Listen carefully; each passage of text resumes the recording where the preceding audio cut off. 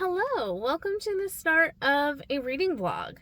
I have been in the middle of a bunch of different books for a long time, ever since I did my start a book every day in May. I feel like I've had 8 books on the go all the time, and I don't necessarily mind it. I feel like I've been doing okay dipping in and out of books here and there, but we have the autumn equinox of Beryllium for the magical readathon coming up soon. It's mid-August right now. I think it's the 15th. Yeah, the 15th of August.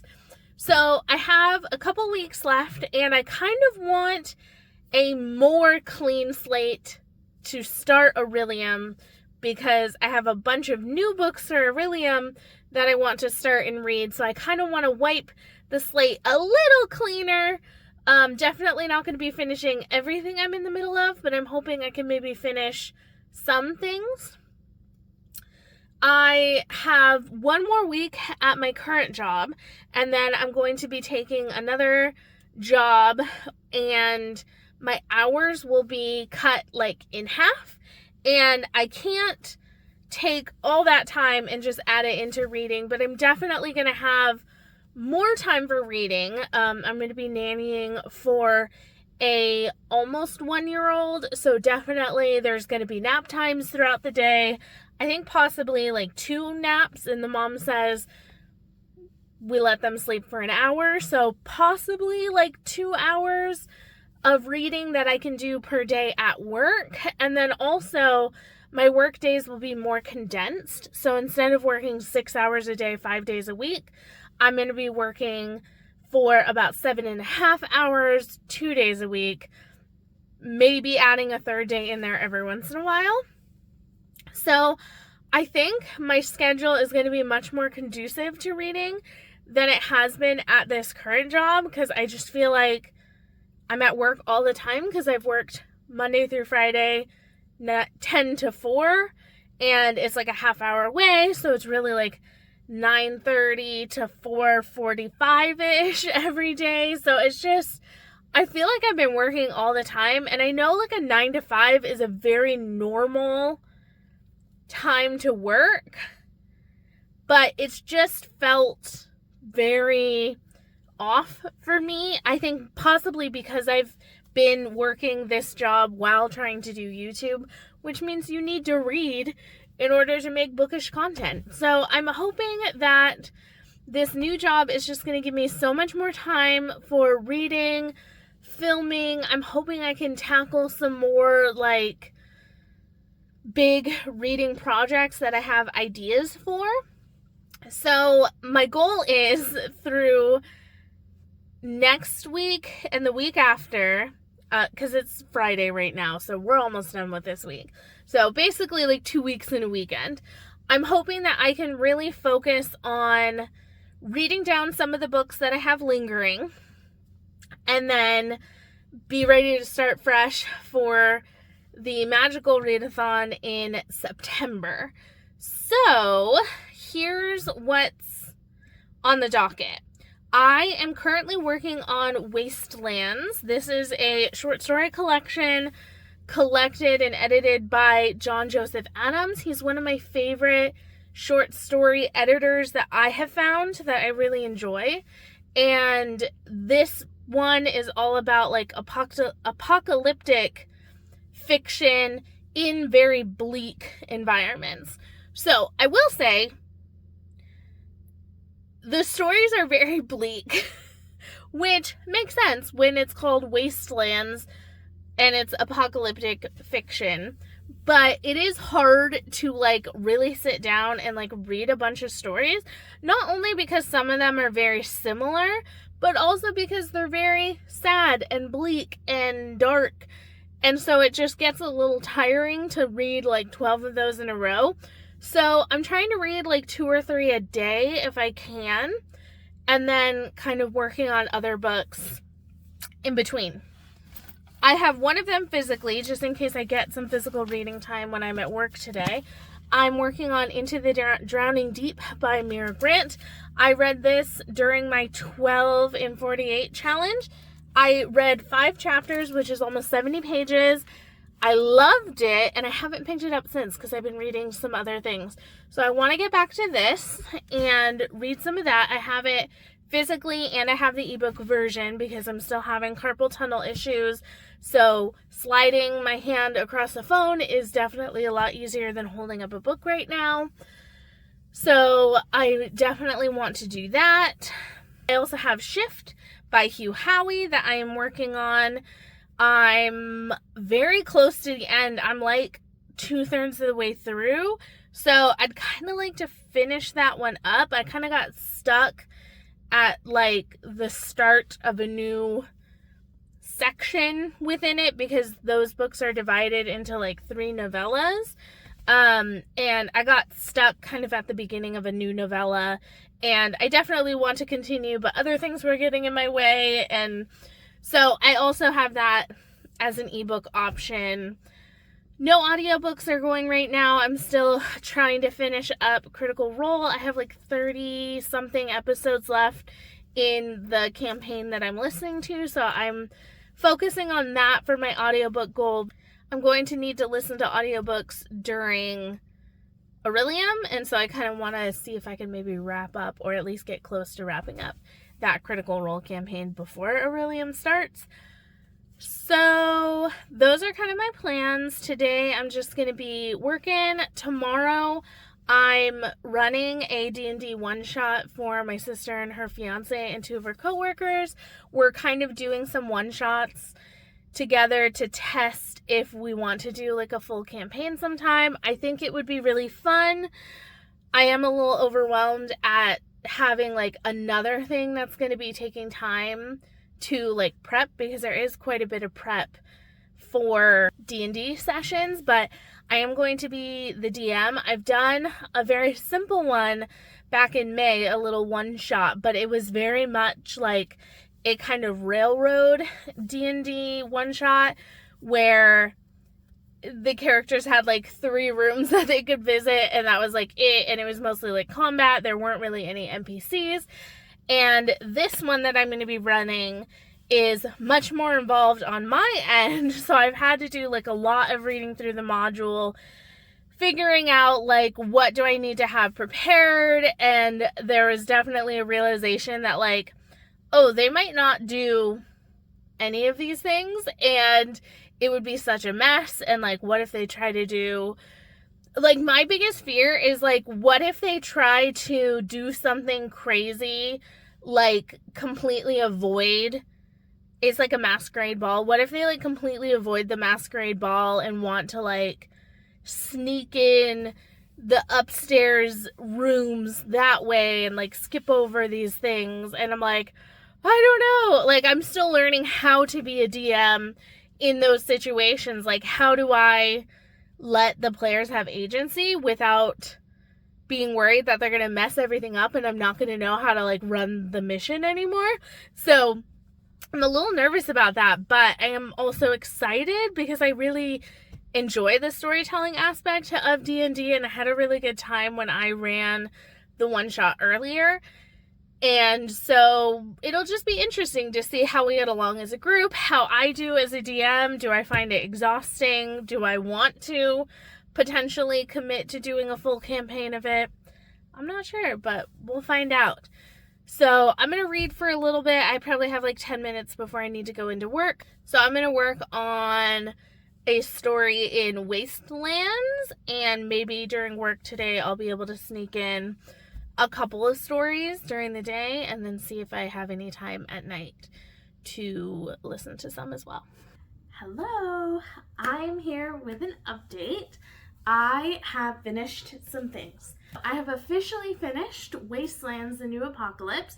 This is a short story collection all about apocalyptic stories, and this was edited by John Joseph Adams, who's a very famous sci-fi fantasy editor, and I think that overall this is a very solid anthology. It's very long, it's like 700 pages, and I read it over the course of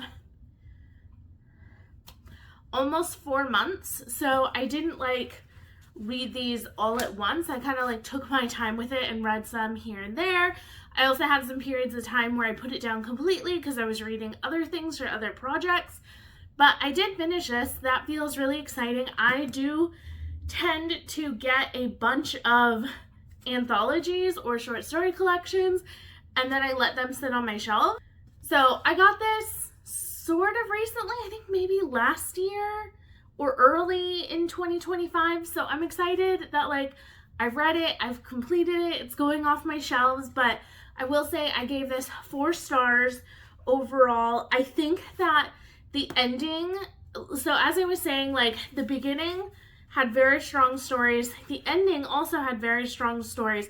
The middle had very differing levels of working for me. Let me see if I can share some some stories that kind of stood out to me. So I really liked the opening story, Bullet Point, with Elizabeth Bear. Expedition 83 by Wendy N. Wagner was like a really good one that I really enjoyed. A lot of these in the middle, I'm like struggling to remember exactly what they're about. And there were a lot in here that were very meh. One that I skipped entirely, which was Paolo Bacigalupi's. He did like Shooting the Apocalypse. And that was a story that I read that almost immediately I put it down because I really didn't like how the male character was talking about the female character. It gave me the ick so badly. He was talking about how like she doesn't want anyone to take care of her, but like I'm gonna take care of her against her will, sort of. And she's saying she doesn't want my help, but like obviously she needs it. It was very like super macho, like alpha man is doing what's best for a woman. It was so gross. I put it down within like 2 pages. So Come On Down by Meg Ellison was one of my favorites of this whole thing. It was about like a game show within the apocalypse, like set at an old fairground. And I really loved the vibe of it. This author, Meg Ellison, she also wrote, I think it's called The Book of the Unnamed Midwife, which is on my TBR. I don't own it physically, but it's been on my Storygraph TBR for years and years and years. And none of my libraries ever seem to hold it. So I definitely want to check that out because I really liked that story. So I think one of my favorites was The Future is Blue by Catherine M. Valenti. I think I've read that one before in her anthology collection that has that. I forget if it's called The Future is Blue. But it's this very like whimsical apocalypse that within the like sort of bleak apocalyptic stories that we get in this, it just kind of stands out as like both very dark and very silly and whimsical all at the same time in a way that I feel like shouldn't work, but very, very much does. So I'd highly recommend that one. And then this other one is called Francisca Montoya's Almanac of Things That Can Kill You by Shannon K. Garrity. And this is a very like experimental one that was written as an almanac. So like a list of things. And so it'd be like allergic reaction. And then she'd go on to talk about like what she knew about allergic reactions. And it was like documenting, it was like a character writing down these things that can like kill you and giving tips for people for how to like survive the apocalypse without like normal medical help. And I really liked it. There was also like, it wasn't just that, there was a story that was evolving through it, and I really liked that one. Just the experimentalness of it and the way it worked, I thought was really good. I thought it was a really good way to like wrap up this. So if you enjoy apocalyptic fiction, maybe check this out. You might like it. I very much enjoyed it. And I had another win. So this has like been a very good vlog so far. Shift by Hugh Howey. I finished this. When I had first talked to you about this, I was on page 435. I was about 2/3 of the way through. And it took a little while for this third story in this novel to kind of get going. But once I like got there, it went so fast, and this got me so excited to read Dust. I have it right here. It made me want to pick it up immediately, and I can't because we're going to be going into the magical readathon for September, but maybe in October, maybe I could pick it up and finish out the trilogy, because this was just so good. And the fact that this is a prequel and I liked it as much as I did, there's a little bit that's happening concurrently with the first book, Wool. There's a little bit that's happening before, and then there's a tiny bit that happens after Wool. So I felt like it just gave us really good information, and it was told in like this really great, almost like thriller aspect through most of the sections of this novel. Felt very thrillery, like something dark and menacing is happening. We're not really sure what the fear is, like what we're scared of, but something feels very wrong and we're just not sure what the plan is. And it was very good. I would highly recommend this series. I'm definitely going to be seeking out more Hugh Howey because I love his characters. I think they're so complicated and messy, but you do always root for them. The ones that you're supposed to, you are rooting for them, even though they're not perfect. They're going to make mistakes. They have their own prejudices and biases, and they're kind of out for themselves, but also wanting to help other people. And there's a lot of gray area in what some of the characters in here do, and I loved it. This is like top tier dystopian fiction. If you like dystopias at all, highly recommend this series, and hopefully the third one will live up to it. And then as kind of like a final update, since it's been a while since I updated you on this, Into the Drowning Deep by Mara Grant. I'm like, let's see, before I was on chapter 5, I'm like 20% of the way through this, so I think I'm a couple chapters, maybe chapter 7 or 8 now. I think I just got to like chapter 7, so I've been reading this mostly on my phone because my hands and wrists just still aren't fully where they're supposed to be, and I'm so glad I have a doctor's appointment next week to kind of talk about it and some physical therapy, because I don't love reading on my phone, but I will say this has forced me to read on my phone, and I'm finding I enjoy it more and more the more I'm forced to do it, even though I miss the feel of the pages on my fingers. But this is stellar. I love the way this is written. I'm really enjoying it, and we're kind of prepping to go on this mission out to the Mariana Trench to find mermaids that are known to be dangerous, but like the characters aren't fully sure that mermaids are real, but like we know that mermaids are real when we're going into this, and that they have killed people before and probably will again.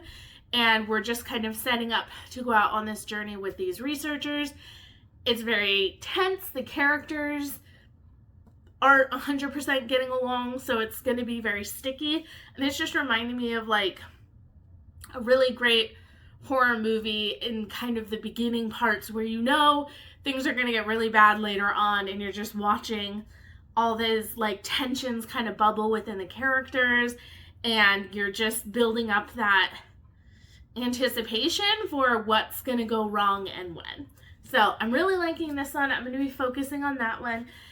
And then if I get done with Into the Drowning Deep, I'm going to start on my September TBR a little early, because I got from the library the Shelf This Book Club read for September. I'm actually going to be missing the Shelf This Book Club discussion for Frederick Bachman's My Friends that's happening in August, because I just left it way too late to put my hold on the book, and it's like weeks and weeks and weeks long. So I'm going to miss that one, but I was like, I'm not missing September's pick because it's Blood Over Brighthaven by M.L. Wong. I have wanted to read M.L. Wong for a long time. It's just one of those books that, since I've been focusing on my TBR physically, I don't have any of her books, but I've just heard so many good things. I've heard that I'm going to cry. I've heard that this is a really good story. Everything that I've heard about the synopsis sounds really good. It's about like a woman who gets into this, I think it's a school or like a college, and like only one woman ever gets let in like every, I don't know, 10, 20 years or something. And she like then has to be the one woman that proves that women should be allowed in the institution, and all the pressure that goes along with it. and there's some sort of magic involved. It is fantasy.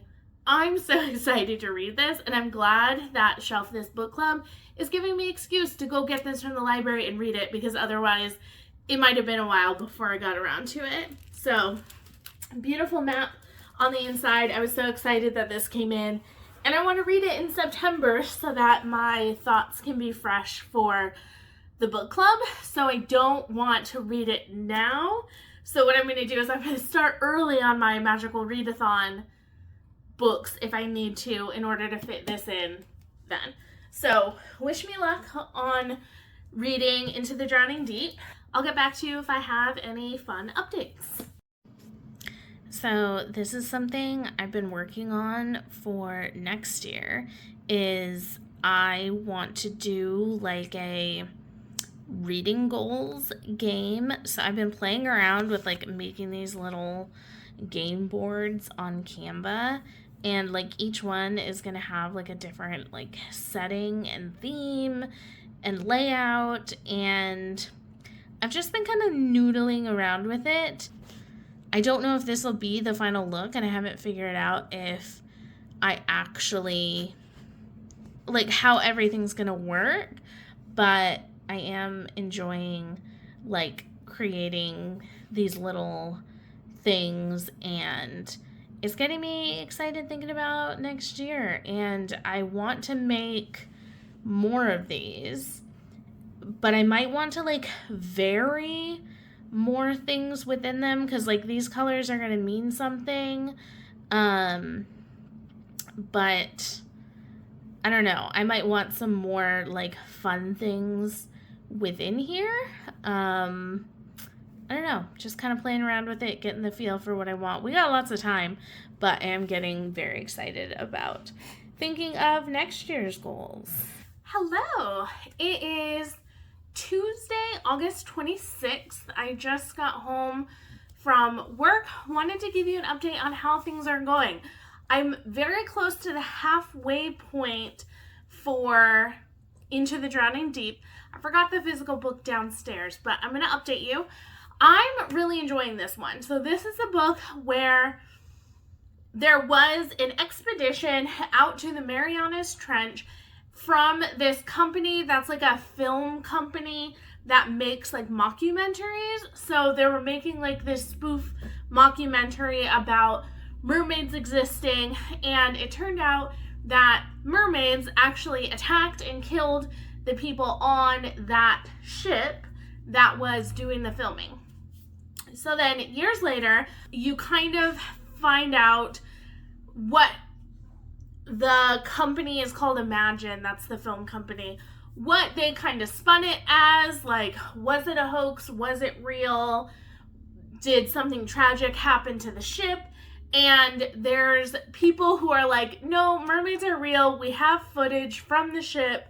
We know they're real. We want to go out and find them. So a second expedition is kind of set out by Imagine to set right the wrongs that had happened, to kind of wipe clear their name, that they weren't like being sketchy about what happened, like something terrible actually happened on that first expedition.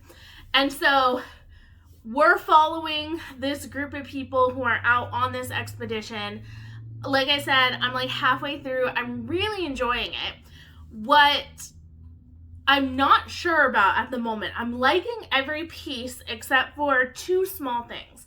One is that like every character is very unlikable. Well, that's not true. Most of the people are very unlikable and grumpy in a way that I don't think makes sense for like the majority of people on one expedition. Why are like 95% of them super grumpy and like edgy and arguing with people right off the bat? Like I feel like most people are pretty congenial unless you really push them really hard. Maybe one or two people are going to be super grumpy, but like a lot of these people just like are super grumpy, and I kind of get it, but I don't, and that kind of bothers me a little bit. And then the second thing is that I was hoping it would be more fast-paced than it has been for this first half. We've had a couple really like thrilling moments And I think it's going to pick up in the last half, I'm hoping. But there has been a lot of like speed up, something interesting is happening, and then slow way down and go really slow. So those two things are kind of holding me back from like loving it. But I am really enjoying it. I'm glad I'm reading it in the summer because it does have a very summer feel.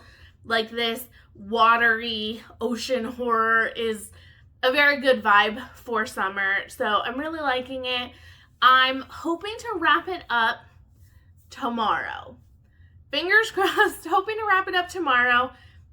Then I want to start on a September read so that I can shove Blood Over Brighthaven into my September books. We're a little behind because I'm only going to have like 4 days or whatever to actually start that new book. But I'm hopeful that we can get a decent amount of work done. I don't work again until Tuesday, so I have basically like a week off. And I plan to do a lot of reading. I started my new job. That's why I'm only working 2 days a week right now.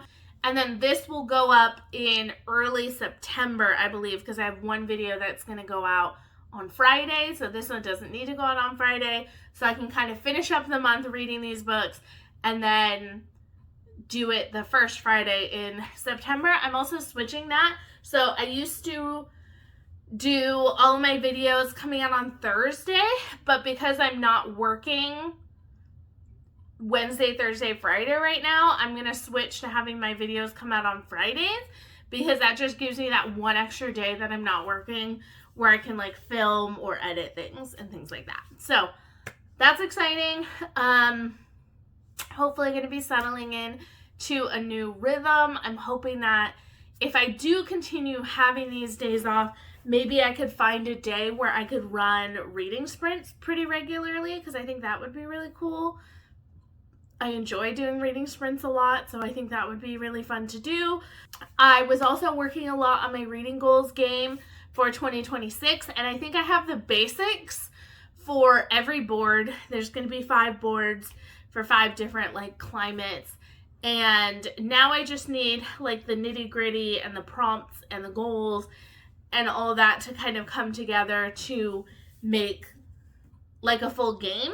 Right now it's just the boards, but I want there to be different things on different spots, and I want there to be like fun, crazy things that can happen. So we'll see what's going to happen with that, but I've been kind of playing around with it. I'm going to be building in some writing back into my routine because once I started working my other job in March, I like dropped off on writing so hard. I just could not mentally like make it work in my schedule. And so now that I have more free time, I'm going to be adding in a lot of writing when I can. I'm hoping like 3 to 5 hours per week if I can. And then we'll see. So that's kind of what I'm working with. I'm going to go do some reading before dinner, and then I'll probably just be kind of reading throughout the afternoon. Hello. It's quite a bit later since the last time we chatted. I have been meaning to film an update, but life got a little crazy because we adopted a kitty. We're calling him Blue. He's about 1 year old. We rescued him.